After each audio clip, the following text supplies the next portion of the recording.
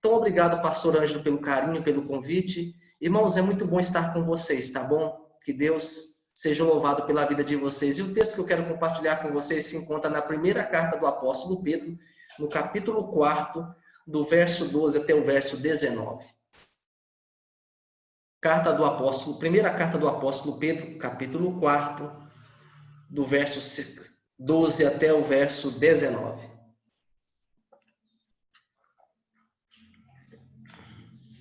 Que nos diz assim, amados.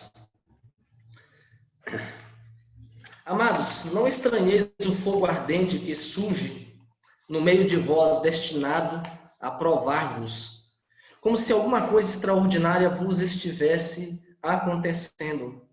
Pelo contrário, alegrai-vos na medida em que sois coparticipante do sofrimento de Cristo, para que também na revelação de sua glória vos alegreis exultando. Se pelo nome de Cristo sois injuriados, bem-aventurados sois, porque sobre vós repousa o Espírito da glória de Deus e de Deus. Não sofra, porém, nenhum de vós como assassino ou ladrão, ou malfeitor, ou como quem se intromete em negócios de outrem. Mas, se sofrer como cristão, não se envergonhe disso, antes glorifique a Deus com esse nome. Porque a ocasião de começar o juízo pela casa de Deus é chegada. Ora, se primeiro vem por nós, qual será o fim daqueles que não obedecem o evangelho de Deus? E, se é com dificuldade que o justo é salvo, onde vai comparecer o ímpio? Sim, o pecador. Por isso também, os que sofrem segundo a vontade de Deus, encomendem a sua alma ao fiel Criador. Oremos. Senhor, nós te damos graças pelo imenso amor do Senhor para conosco e louvamos pelo privilégio de termos a tua palavra, porque a mesma diz que ela é lâmpada aos pés e ela é luz para os nossos caminhos. E ela também é clara ao dizer que ela é a verdade que nos liberta, que nos transforma. Então nós te louvamos pela existência da mesma, por essa revelação especial tão preciosa que o Senhor colocou à nossa disposição. Bem como louvo o Senhor pela igreja do Senhor reunida neste momento. Entendemos claramente que o Senhor é a razão desse ajuntamento. Por mais que a nossa mente, ó Deus, esteja em ruína e carece ser restaurada por ti, como diz o teu servo Agostinho, nós cremos, ó Deus, que ela pode sim ser restaurada pelo Senhor. E aquilo que o Senhor revelou a nós, alarga nossa mente para que possamos, ó Deus, receber o conhecimento e a instrução dessa palavra que é tão preciosa, que nos disciplina, ó Deus, que nos orienta, mas também que nos cura.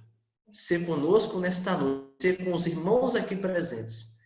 E esta é a oração que eu faço em nome, ó Deus, da pessoa mais preciosa, o Cristo, Deus homem, em nome de Cristo Jesus. Amém. Irmãos, eu estava compartilhando com os irmãos hoje pela escola dominical, eu assisti recentemente um filme, eu não me lembro, confesso para vocês, mas uma frase que eu vi nesse filme que me marcou muito foi o seguinte: o fato de nós não estarmos em guerra não significa que nós estamos em paz. O fato de não estarmos em guerra não significa que nós estamos em paz. E esta é uma realidade muito presente nos dias de hoje, pelo qual nós estamos vivendo. Basta apenas olharmos com um pouquinho de critério, ou de uma forma mais pormenorizada, a realidade e o contexto na qual nós estamos inseridos, bem com acontecimentos que estão à nossa volta, nós iremos perceber que nós estamos vivendo numa verdadeira, que nós não estamos em paz, não estamos em guerra, mas nós não estamos em paz. Um tempo que nós estamos vivendo de profunda queda moral, queda espiritual, de uma profunda queda ética, aonde nós estamos vendo, principalmente dentro do contexto religioso, muitos perto dos templos, perto da religião e longe de Cristo, onde nós estamos vendo uma corrupção, né? Não precisa irmos muito longe, é só olharmos para a situação em que encontra o nosso Senado brasileiro, o nosso Congresso, o nosso STF, É só olhar para o caos que nós deparamos neste momento com a pandemia, que eu tenho minhas dúvidas a respeito da mesma, uma vez que através dela muitos tiraram aproveitos. E quando nós olhamos para esse caos social, econômico e político, nós deparamos com um sentimento de profunda angústia, e a igreja eleita, eu falo aqui da igreja invisível, que é manifesta na visível, tendo que lidar com toda esta situação, e de uma certa forma nosso coração se angustia, nosso coração entra em desespero, e por vezes nós perguntamos, por que nós como cristãos, chamado eficazmente pela palavra de Deus, sendo regenerado, justificado pelo sangue de Cristo, tendo Ele como nosso Senhor, temos que passar por tão grande provação? E esta é uma realidade que esse texto vem apresentar. E por vezes nós fazemos algumas perguntas do tipo, né? Ou melhor, não é que nós fazemos àqueles que não têm um conhecimento claro das Escrituras, por vezes fazem convite ao povo, venha para Cristo que os seus problemas acabaram. E ao olharmos para as Escrituras, nós vemos nitidamente que a realidade é outra. Você vem para Cristo que os seus problemas acabaram, mas é de começar. O irmão leu aí o Evangelho de João, no capítulo 15, o verso 18 ao 20, que vai dizer muito claro para nós que a amizade de Cristo, ela produz inimizade do mundo.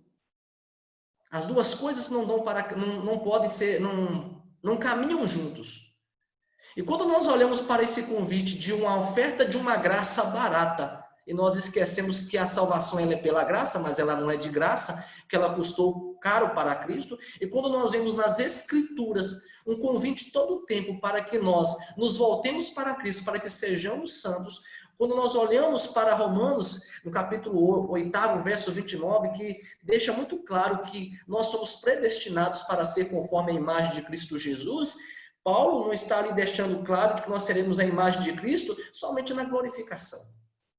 Ele deixa muito claro para nós que nós devemos ser a imagem de Cristo, mas também no que tange a sua caminhada terrena, onde a nossa vida é marcada por sofrimentos, por perseguições e por provações. E aí você me pergunta por quê? Por que estão me ouvindo? Recebi outra mensagem aqui de ótimo. E aí nós perguntamos, então por que Elias que há essa deturpação do Evangelho, das Escrituras e da mensagem? Por causa do distanciamento das Escrituras. Porque quanto mais nós nos tornamos distantes das Escrituras, nós nos enchemos do que o WhatsApp, do que o Instagram, do que o YouTube, do que o Facebook. Não sou contra essas coisas, eu particularmente evito fazer uso, eu não tenho Instagram, não tenho Facebook, eu evito ter essas coisas, porque eu não quero incorrer no risco de Esaú de vender a primogenitura, ou seja, vender o tempo que Deus me deu de passar minha oração e meditação na palavra, passando me alimentando de um monte de lixo que são colocados nesses ambientes. E quando nós nos distanciamos da palavra de Deus e corremos para essas coisas, o que vai resultar é uma interpretação equivocada e errônea das Escrituras. E quanto menos mais nós distanciamos dela, mais nós vamos nos tornar doentes espiritualmente. Tanto é que Paulo, escrevendo a sua primeira carta aos Coríntios, vai dizer, irmãos, a razão de ter entre vós muitos doentes, muitos fracos e muitos que dormem, não é outra a não ser o distanciamento da verdade da palavra de Deus, da verdade que é Cristo. Cristo é a verdade, Ele é a corporização da verdade. Cristo é a graça irresistível. E muitas vezes nós falamos com uma mulher samaritana do Evangelho de João, que Jesus vai dizer, vocês adoram o que não sabem. E é por isso que inicialmente, até uma citação do reverendo Hernandes Dias, que nós estamos vivendo uma religião onde temos pessoas perto do templo, perto da religião, mas longe de Cristo. Porque se nós distanciamos da palavra de Deus, a nossa cosmovisão será deturpada. E é justamente o que estava acontecendo aqui com esse povo, para o qual Pedro escreve. Essa é a realidade para este público ao qual o apóstolo Paulo escreveu. Ele escreve para os cristãos da dispersão, né, que se encontravam nas 5 províncias da Ásia Menor, que é hoje a atual Turquia, e as provações comuns para os cristãos do primeiro século. Não era novidade ter cristão. Uma coisa eu quero abrir uma nota de rodapé para dizer para os irmãos que nos surpreendermos com as provações e sim com o refrigério que Deus nos dá. Porque é o sofrimento que nós merecemos. Então, as perseguições do primeiro século era a coisa mais comum. E quando se trata desse povo da dispersão, inclusive é esse povo que foi ali disperso quando Tito, imperador romano, entrou em Jerusalém em 70 depois de Cristo, destruiu o templo, perseguiu a igreja e muitos foram dispersos. E uma das principais causas da perseguição que aqueles cristãos estavam sofrendo eram injúrias, acusações caluniosas de mau procedimento. Ou seja, os cristãos casam com os próprios irmãos. Os cristãos comem sangue, bebem o sangue e comem carne uns dos outros. Mas a maior perseguição que esses cristãos estavam sofrendo também tinha exclusão social, violência esporádica, né, por parte de grupos de pessoas, mas a maior parte da perseguição que eles estavam sofrendo era por não sistema da época. Porque um cristão, quando ele carrega dentro de si a imagem, o caráter de Cristo, aqueles que estão perto dele vivem o evangelístico. A própria vida é uma condenação.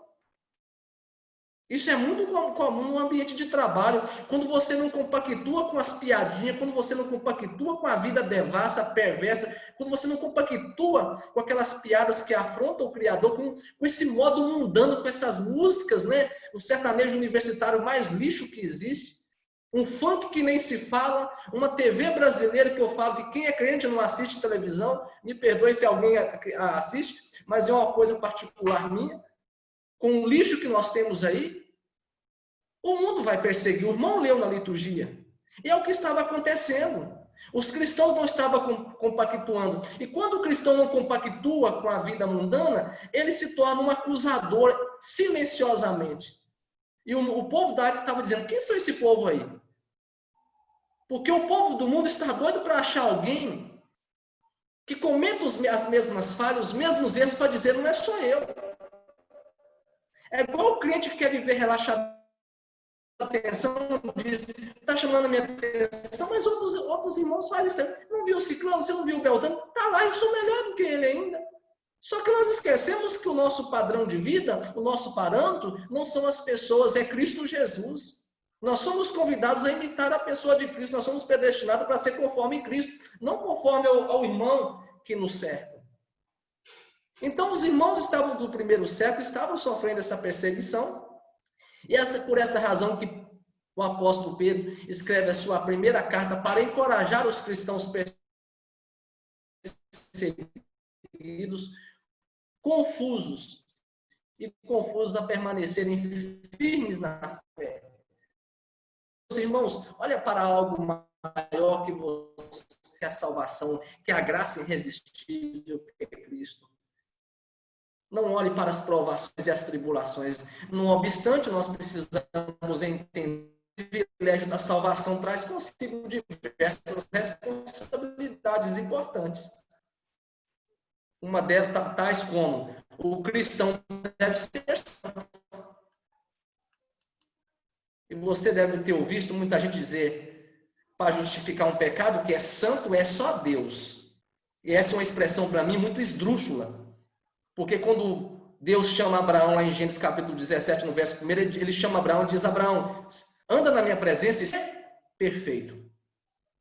Quando Deus dá a ordem para que o povo seguisse, ele diz, sede santo porque eu sou santo. Capítulo 12 vai dizer, seguir a paz com toda e a santificação, sem a qual ninguém verá a Deus. Então, o ser salvo por Cristo Jesus traz consigo grandes responsabilidades. E uma delas é andar na presença de Deus e viver em santidade. Mas uma segunda coisa também nós precisamos entender que santidade deve ser um estilo de vida. E ela deve ser mantida dentro e fora do ambiente religioso, à semelhança de Cristo. Tanto é que ele traz a terceira responsabilidade, como seguidores de Cristo, os cristãos devem encarar o sofrimento da perspectiva correta de Cristo. Sentiu prazer na cruz, quando você vai no Evangelho de João capítulo 12, aparecem alguns discípulos, olha, tem alguém querendo te ver. Ele não responde a pergunta dizendo, chegou a hora do Filho do Homem ser glorificado, a cruz estava diante dele, Judas o havia entregado, a agonia da morte estava se aproximando dele, mas ele não diz, é chegada a hora do meu martírio, do meu sofrimento, ele diz, é chegada a hora do Filho do Homem ser glorificado. E a igreja de hoje, a igreja de todos os tempos, a igreja de Cristo, é obrigada, é chamada a olhar para as provações pela perspectiva correta. Cristo olhou além da cruz. Ele se alegrou por ir à cruz, porque ele não olhou a cruz pela cruz, mas ele olhou o que a cruz traria. O poder, a glória e o domínio que Deus daria para ele nos céus e na terra, e um dia todo joelho se dobrará e confessará que ele é o Senhor para a glória de Deus Pai. Então as provações têm como esse objetivo de a nossa caminhada com Cristo, ou melhor dizendo, de nos conduzir a olhar além das tribulações. Nós estamos vivendo um momento, não sei o sentimento dos irmãos, mas eu me sinto numa profunda angústia com a real situação que nós estamos vivendo. Guerra. Mas nós não estamos em paz. O Brasil não está em paz. É um momento de profunda angústia, de profunda tristeza que nós vivemos. Mas nós precisamos entender que Deus controla essas coisas. Nós precisamos entender que o momento que nós estamos vivendo é Deus manifestando o juízo dele sobre o nosso Brasil, entregando o nosso Brasil a si mesmo, mas preservando a igreja militante e triunfante dele. E é por esta razão, eu vou ser breve aqui, ponho como ideia central dessa passagem que nós acabamos de ler a seguinte afirmação: os cristãos são forasteiros no mundo e, portanto, são rejeitados por eles. Os cristãos são forasteiros no mundo e, portanto, são rejeitados por ele. Deixa eu só dizer uma coisa para você, meu irmão. Se você acha que dá para ser cristão e o mundo te amar, você está equivocado. Não tem jeito, tá? Se o mundo ama você, se você está em paz com o mundo, você não está se indispondo com ninguém, logo você é inimigo de Cristo e amigo do mundo, porque não dá para ser amigo dos dois. Então, essa é uma verdade que Pedro... Portanto, são forasteiros no mundo e, portanto, são rejeitados por eles. Pedro traz aqui 7 recomendações, eu quero passar por elas de forma para animar esses cristãos. A primeira coisa, ele diz no verso 12, na parte A, eu não vou ler para ganhar tempo, ele vai dizer: irmãos, não estranhem. Como pastor, figurativamente falando, Pedro coloca-se ao lado dos cristãos que estão enfrentando perseguições, e ele se dirige a eles carinhosamente: amados, amados, não estranhem, não fiquem surpresos, não fiquem ressentidos. Por que estranhar? Porque os cristãos já deveriam saber que a vida com Cristo é marcada por sofrimento. A vida do cristão é marcada pelo sofrimento até mais do que os dos ímpios. Às vezes Deus nos dá um alento, mas a igreja ela é perseguida. Então, a primeira orientação é para não estranhar. Então, se alguém vier dizer com a teologia, dizer para você: vem para Cristo, seus problemas acabaram, ele escrevendo, eu não me lembro agora, Timóteo, acho que é Timóteo, vai dizer: eu carrego sobre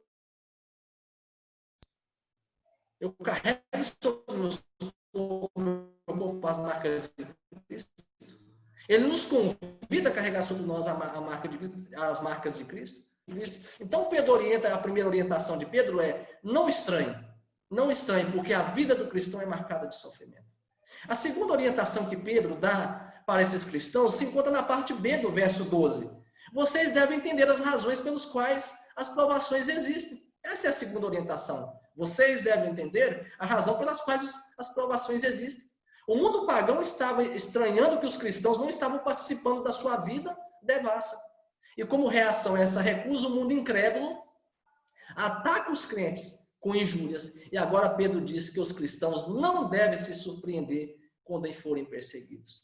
Tanto é que quando nós olhamos no capítulo 1 e o verso 6 desse mesmo texto, ele vai dizer: irmãos, não estranhem o fogo ardente que surge no meio de vós, porque o objetivo dela é depurar vocês, é tirar de vocês os elementos impuros, dúvidas e incertezas. Então ele diz: nós precisamos tomar conhecimento das razões pelas quais as provações existem. E a provação, irmão, não existe, não é porque Deus nos odeia, não é porque Deus está com raiva de nós. Às vezes é consequência do pecado, sim. Mas o objetivo da mesma é nos depurar, é nos purificar, é tirar aquele ranço de incerteza, de dúvida, que muitas vezes pelas quais nós somos acometidos. Então Deus nos prova para mostrar o amor gracioso dele, o cuidado gracioso dele, E como ele é precioso, como ele é único e ímpar na nossa vida. Eu gosto muito da expressão latina que sui generis, ou seja, é um comportamento indescritível, singular, que não existe em lugar algum.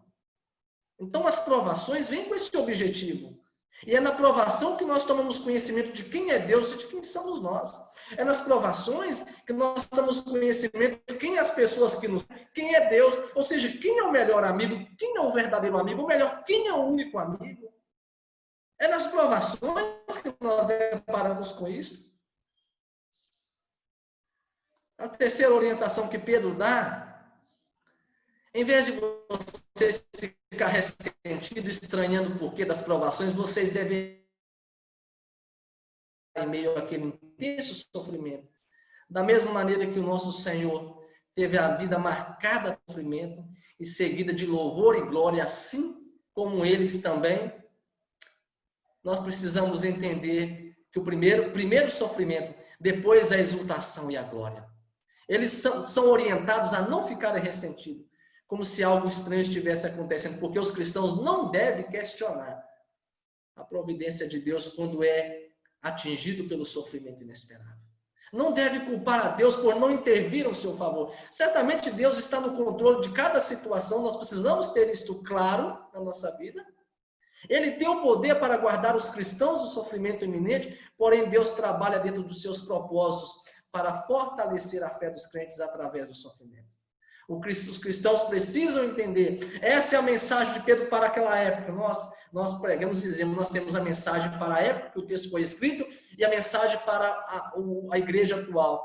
E a mensagem praticamente é esta. Os cristãos devem entender que Deus deseja separar a verdadeira fé daquela que é uma mera imitação.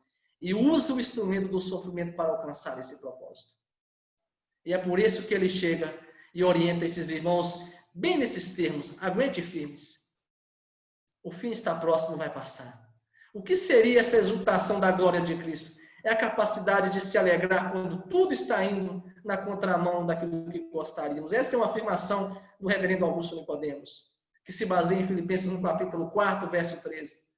Cristo conseguiu ver além da cruz, e o que se espera de um cristão é que ele continua de pé apesar dos tempos difíceis. É isto, amados irmãos, que é a mensagem para nós. Se alegrar. Por que se alegrar? Porque vai passar. O que está diante de mim é muito grande. Imagine comigo. Você está indo aqui para Fernando de Noronha. Eu só conheço por imagem. E no meio do caminho, o carro fura pneu. Dá problema mecânico, falta gasolina. E você desiste da viagem por causa disto? Não. Porque o que está diante de você, o que te aguarda e te espera, e que você anseia por aquilo, é tão precioso que o carro pode quebrar, pode furar pneu, você vai consertar, mas você quer chegar lá, porque os seus olhos não estão na jornada, mas está na chegada. E uma coisa que Pedro orienta esses cristãos, e uma mensagem que é muito nítida para nós hoje é: Deus não nos prometeu jornada tranquila, mas uma chegada segura Ele nos prometeu. Isso nós precisamos ter em mente. Um presbítero emérito, até meu tio Juarez Bittencourt, ele disse: o que mais me entristece é que os cristãos dos últimos tempos perderam a alegria da salvação. E essa é a razão pelo qual muitos estão perto da igreja, perto do templo, perto da religião e longe de Cristo. Por isso Pedro diz: irmãos, se alegra. Vocês foram comprados pelo alto preço e não trocam uma eternidade com Cristo, uma eternidade em que sua mente não é capaz de imaginar. Por 90 anos, que é o máximo que você vai viver, talvez, de uma vida de tanto sofrimento, marcada por tanta angústia, por tanto sofrimento, por tanta perseguição. Não troque, amados. E o que nós vemos são pessoas trocando a eternidade com Cristo por uma jornada tão esdrúxula, tão mesquinha, cheia de provações e angústias. Eu lembrei que agora que nós estamos vivendo um tempo de tanta angústia. A minha turma no seminário, nós estamos orando um pelos outros, que eles dizem: tomara que Cristo voltasse antes de nós formarmos, para nós não termos nem que enfrentar o pastorado. A angústia se apoderou da nossa turma de tal forma que alguns desabafaram. Principalmente em decorrência do que a igreja vem enfrentando enfrentando de tamanha impiedade, de tamanha iniquidade, de tamanha frieza espiritual. Mas Pedro e coragem, se alegra por tudo isso. Porque nada passa indiferente aos olhos do Senhor. Não sei o que você está passando, mas se um momento você for acometido pela aprovação, não é Deus está punindo porque Ele odeia você. Ele quer depurar você para tirar de você o ranço da incerteza, o ranço da insegurança, o ranço da dúvida e apresentar você sem mancha como noiva gloriosa para Cristo. Em quarto lugar, os cristãos não devem sofrer como malfeitores. E aqui Pedro adverte os cristãos que eles devem viver uma vida tão exemplar ao ponto de não poder ser classificado como um criminoso culpado diante de um tribunal. Talvez a advertência reflita aqui a vida passada dos cristãos pelas quais ele escreve esta carta. Agora não fazem, ele vai dizer, agora vocês não fazem mais parte do mundo. Agora, se porém vocês viessem a sofrer por causa dos atos criminosos, deixariam de ser um sentimento do testemunho de Cristo. Ou seja, se vocês têm que sofrer porque cometeram um pecado, vocês deixam de ser um testemunho por causa de Cristo. Então, se vocês têm que sofrer, sofra porque é justo. Tem pessoas que chegam no trabalho 5 minutos atrasado, começam a ser chamado a atenção, ser perseguido pelo chefe e dizer, irmão, ora para mim porque eu estou sendo provado. Isso não é ser provação, sofrer por causa de Cristo, é porque eu sou crente. Eu fui supervisor da Saudal antes de ir por 13 anos. E os que me deram mais trabalho foram pessoas frequentadoras de igreja. Eu dizia, chegava na igreja e pedia oração, estou passando uma perseguição, meu supervisor, mas o camarada chegava lá atrasado, roubava no horário de almoço, e uma coisa que nós precisamos entender, que se nós roubamos 1 minuto, chegamos 1 minuto atrasado na empresa, saímos 1 minuto, faltamos 1 minuto atrasado do horário de almoço, não há diferença dele para quem rouba um carro, é ladrão do mesmo jeito, porque para Deus não existe pecado grande, pecadinho, tudo é pecado. Não há diferença para quem pega uma folha, uma caneta, um lápis, ou qualquer coisa no ambiente de trabalho, para quem rouba um carro. Não há diferença. E Pedro orienta esses cristãos, e isso tem implicações para nós, porque se nós tivermos que sofrer, vamos sofrer porque vale a pena. Se meu carro tiver que furar pneu, tiver que quebrar, que aconteça por uma viagem que vale a pena. Não para uma ida de Teixeiras, não menosprezando, me entende aqui, é só um sentido de ilustração, de Teixeira para Viçosa, de Viçosa para Urucânia, etc. Não. Se você te sofrer, sofra porque vale a pena. Sofra por carregar na sua vida a marca de Cristo, a imagem, o caráter, a luz de Cristo. E aí ele orienta esses cristãos. Sofra porque vale a pena. E algo que me chama muita atenção, que ele, ao orientar a não sofrer como assassino e como ladrão, ele diz, também não sofra como malfeitores, com quem se intromete na vida alheia. E aqui, meus irmãos, eu vou querer aguçar a memória de vocês um pouquinho, e depois o pastor Ângelo pode puxar a minha orelha.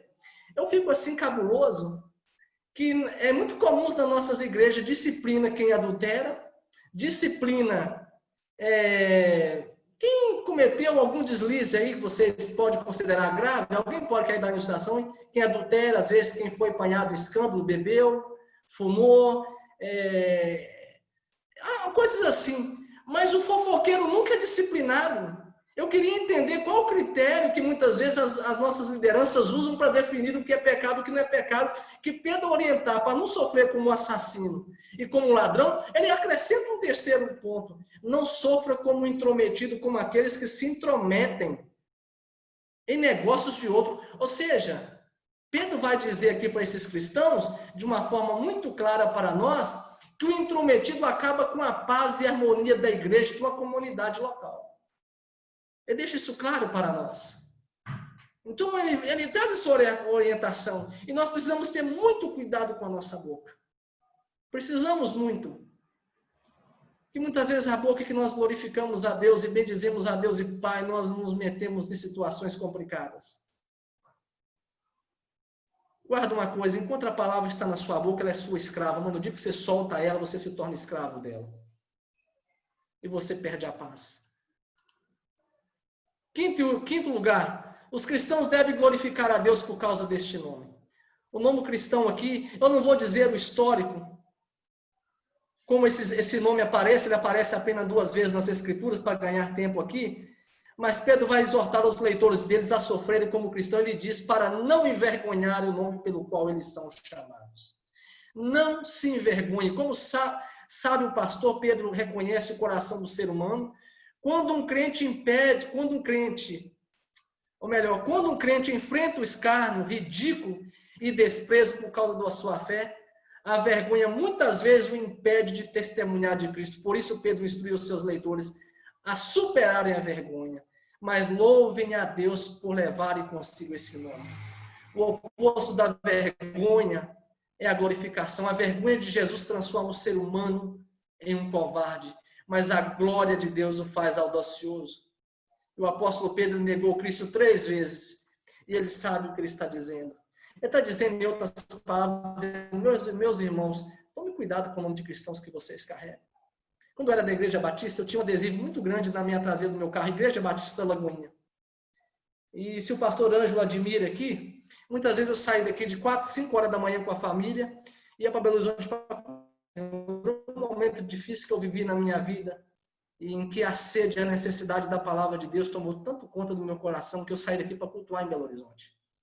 Na Igreja Batista na época. Saí daqui 5 horas da manhã, 8 horas estava lá, participava do culto, almoçava no meio-dia e voltava para casa com a família. E por vezes que eu ia fazer uma ultrapassagem, cometer um erro no trânsito, de repente eu lembrava que eu tinha um adesivo no meu carro e dizia, eu não posso envergonhar essa igreja, eu amo tanto essa igreja, eu não posso envergonhar.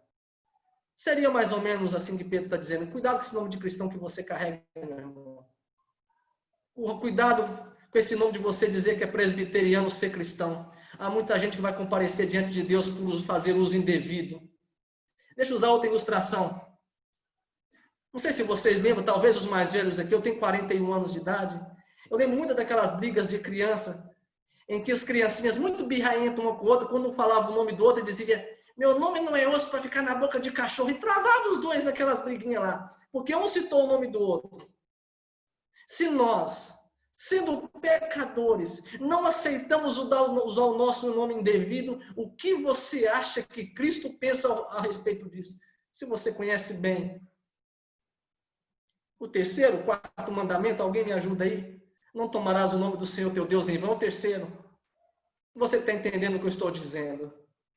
Não se envergonhe do nome de cristão, bate no peito. Eu sou salvo em Jesus Cristo. Eu não compactuo com este mundo. Cuidado para as pessoas não dizerem, lá o crente. Ele é crente, você viu o que ele fez? É isso que Pedro está dizendo, não envergonhe do nome de cristão.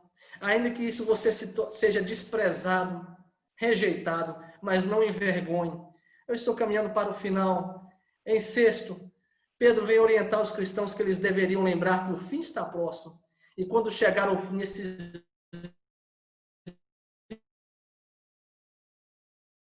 injuriadores receberiam de Deus a devida recompensa.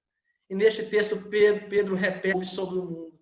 E o profeta Jeremias, Ezequiel e Amós transmite a mensagem a Israel.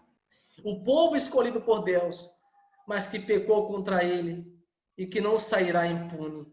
E apesar de a declaração de Pedro assemelhar-se a uma das passagens, a muitas das passagens do Antigo Testamento, nós podemos observar uma diferença clara. O povo de Israel recusou ouvir a Deus quando ele lhes falou através dos profetas. O tempo do julgamento acabou chegando e quando Deus puniu com severidade a casa de Israel e a casa de Judá. Então, amados, nós não podemos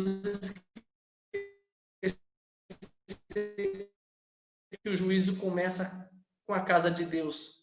O juízo aqui é com o propósito de purificar desse juízo de Deus, não o juízo condenatório quanto à salvação, porque nenhuma condenação há para os que estão em Cristo Jesus. Mas ele vai dizer, se primeiro vem por nós, qual será o fim daqueles que não conhecem o Evangelho? A salvação aqui nós precisamos entender que ela é da culpa, da presença e do domínio do pecado. Mas como diz o reverendo Augusto Nicodemos, mas agora vem o pilão de Deus para tirar de nós as consequências do pecado. Assim com a igreja, qual será do ímpio? Nem no pilão de Deus vai. Ele vai direto para o lago de fogo e enxofre, para a condenação eterna. E por último, Pedro vai dizer para a sétima orientação, ele vai orientar os cristãos. Verso 19. E isto aqui é uma entrega a Deus sem reservas. Pedro escreve sua epístola não para descrentes, mas para o povo de Deus, especialmente para aqueles que estão passando por sofrimentos e dificuldades. As palavras por isso aqui, ela vem aqui no sentido de introduzir a conclusão da longa discussão, né, de Pedro sobre o sofrimento que nós acabamos de expor. Então Pedro exorta os cristãos a lembrar de que nada acontece fora da vontade de Deus, pois Deus está no controle de todas as situações. Os sofredores se debatem especialmente com a questão da injustiça, a qual tem que se submeter. Mas ele vem dizer, vocês não devem perder de vista o propósito de Deus para as suas vidas, pois em sua providência ele cuidará deles. Assim Pedro dá a esses sofredores, né, mais uma palavra de consolo. O apóstolo pede aos seus leitores que cumpram duas obrigações. A primeira é que submeta-se ao fiel Criador. Deus apenas não criou o ser humano, mas ele sustenta a cada um, a cada lugar. Ele diz, continue a fazer o bem. Pedro deixa implícito que os cristãos que se comprometem verbalmente com Deus, com esse compromisso por meio de atos de amor e misericórdia para com o seu próximo. Ou seja, a fé sem obra, ela é morta. Então eu concluo dizendo, meus irmãos, o que eu afirmei no início.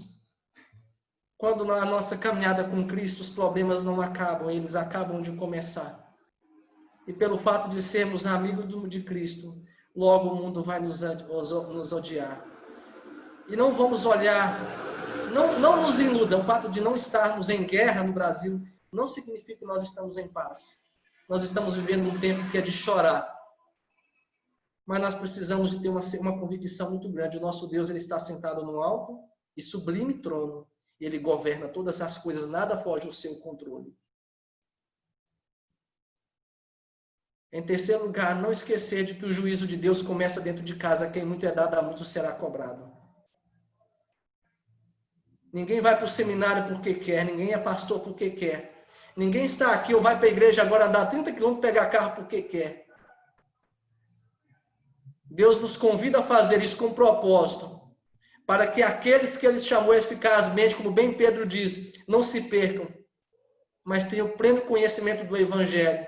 O fato de você estar ouvindo essa palavra tem muita coisa por trás. E um dia vai ser requerido de cada um de nós. Precisamos tratar a palavra de Deus com seriedade. Portanto, não se envergonhe do nome de cristão. Procure viver de modo digno desse nome. Digno desse nome. Tenha cuidado. E segundo, procure olhar, e em último lugar, procure olhar para o sofrimento pela perspectiva correta. Tá bom? O sofrimento, as provações que Deus envia para a minha vida e para a sua vida, não é com o sentido de nos destruir, mas de nos purificar.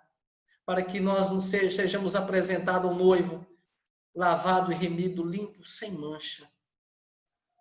Procure olhar para as provações, à semelhança de Cristo, que não olhou para a cruz que lhe estava proposta, mas ele olhou para além da cruz, a promessa que foi dada a ele além da cruz.